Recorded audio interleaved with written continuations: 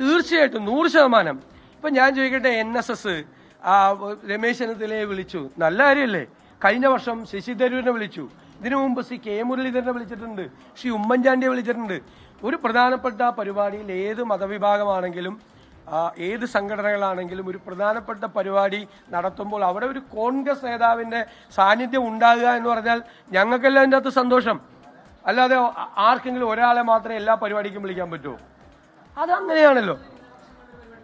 അല്ല, ഇതൊക്കെ എല്ലാം ഇപ്പോൾ ശിവഗിരിയിലെ പ്രധാനപ്പെട്ട സമ്മേളനത്തിൽ ഞാൻ പങ്കെടുക്കുന്നുണ്ട്. ശിവഗിരിയിലെ സമ്മേളനത്തിൽ ഒരു പരിപാടി തന്നെ എല്ലാവർക്കും പോകാൻ പറ്റുമോ?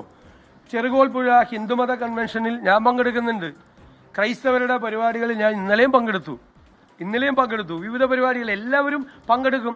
അതിൽ കോൺഗ്രസിന്റെ മുൻനിരയിൽ നിൽക്കുന്ന നേതാക്കളെയും ഞങ്ങളുടെ ജനപ്രതിനിധികളായിട്ടുള്ള എല്ലാവരെയും ഓരോ സംഘടനകളിൽ ക്ഷണിക്കുമ്പോൾ ഞങ്ങൾക്ക് സന്തോഷമില്ല. ഞങ്ങളെ മാറ്റി നിർത്തുന്നില്ല. ഞങ്ങൾ അവിഭാജ്യ ഘടകമാണ് എന്ന് അവർക്ക് തോന്നിയത് കൊണ്ടല്ലേ. പിന്നെ അവരല്ലേ വിചാരിക്കേണ്ടത് ആരെ വിളിക്കണമെന്ന്. അപ്പം അവർക്ക് ഏറ്റവും അടുപ്പമുള്ള ആളുകളെയും അല്ലെങ്കിൽ ഏറ്റവും ബന്ധമുള്ള ആളുകളെയും വിളിക്കും. അതൊക്കെ ഒരു കോൺഗ്രസ് നേതാക്കന്മാരെയല്ലേ വിളിക്കുന്നത്.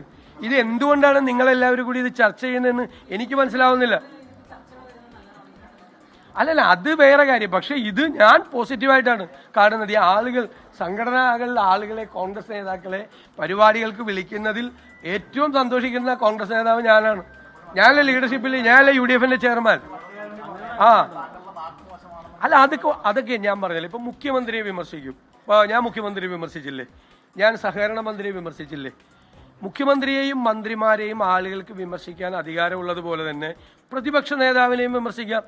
പ്രതിപക്ഷ നേതാവ് പറയുന്നത് തെറ്റാണ്, പ്രതിപക്ഷ നേതാവ് പറയുന്നത് ശരിയല്ല, അദ്ദേഹത്തിന്റെ നാക്കിൽ നിന്ന് വരുന്നത് ശരിയല്ല എന്ന് ഒരു പരിണതപ്രജ്ഞനായ ഒരു നേതാവ് പറഞ്ഞാൽ നമ്മളത് നോക്കും, നമ്മളത് പരിശോധിക്കും. അതെന്തെങ്കിലും വേറെ രാഷ്ട്രീയ ഉദ്ദേശത്തിൽ പറഞ്ഞാണോ അല്ലെ എന്നെ കറക്റ്റ് ചെയ്യാൻ പറഞ്ഞാണോ എന്ന് ഞാൻ ശ്രദ്ധിക്കും.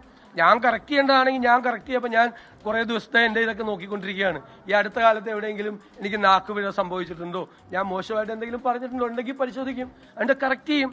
അങ്ങനെയല്ലേ വേണ്ടത്.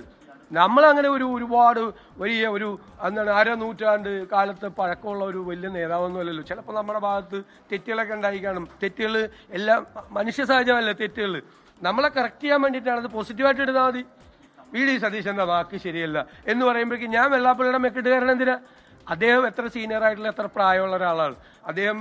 ഞാനുമായിട്ട് ജനറേഷൻ ഗ്യാപ്പ് ഉണ്ട്. അദ്ദേഹം പറയാണ് സതീശന്റെ നാക്ക് ശരിയല്ല എന്ന് പറഞ്ഞാൽ ഞാനല്ല പരിശോധിക്കേണ്ടത്. എന്നെ വിമർശിക്കാൻ പാടില്ല, ഞാൻ വിമർശനത്തിന് അതീതനാണ് എന്ന് പറയാൻ പാടില്ല. ഞാൻ വിമർശിക്കുന്നതല്ലേ. ഏറ്റവും കൂടുതൽ കേരളത്തിൽ ആളുകളെ വിമർശിക്കുന്ന ആരാ? ഏത് പ്രതിപക്ഷ നേതാവെന്നല്ല, പ്രതിപക്ഷ നേതാവായിരിക്കും അല്ലേ. അപ്പൊ പ്രതിപക്ഷ നേതാവ് എന്നുള്ള നിലയിൽ ഭരണത്തിലിരിക്കുന്ന ആളുകളെയും പാർട്ടികളെയും ഭരണത്തിലിരിക്കുന്ന ആളുകളെയും കേന്ദ്രത്തിൽ ഭരണത്തിലിരിക്കുന്ന ആളുകളെയൊക്കെ ഏറ്റവും രൂക്ഷമായി വിമർശിക്കുന്ന ആളാണ് ഞാൻ. ആ പ്രതിപക്ഷ നേതാവിനെ വേറെ ആരും വിമർശിക്കാൻ പാടില്ല. അയ്യേ, അങ്ങനെ ഞാൻ പറയില്ല.